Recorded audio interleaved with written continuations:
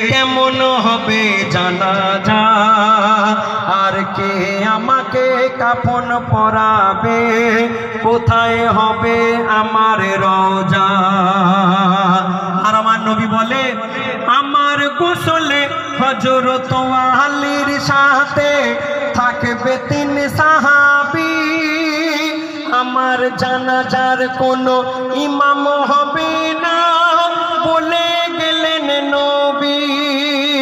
আমার জানাজা প্রথম পড়বে একা একা জিবরিল আমিন, ফেরেশতা সাহাবা একা একা জানাজা পড়বে সেদিন। 3 দিনের মাথায় শেষ হবে যখন আমার জানাজা, আর আয়েশা বিবির থাকার ঘরে হবে আমার রওজা।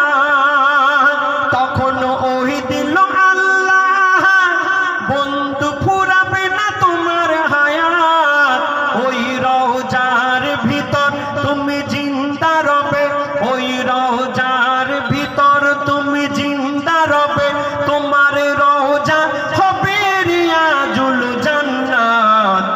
নবীদের ফুরায় না হায়াত, ও গো নবীদের ফুরায় না হায়াত।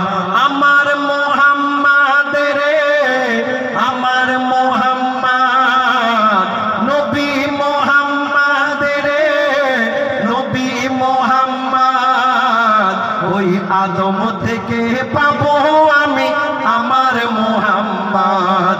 বলে আল্লাহু আহাদ, মাটি দিয়ে গড়বো আমি সাধের আদম জান, মাটি দিয়ে গড়বো আমি সাধের আদম জান। শুনলেন?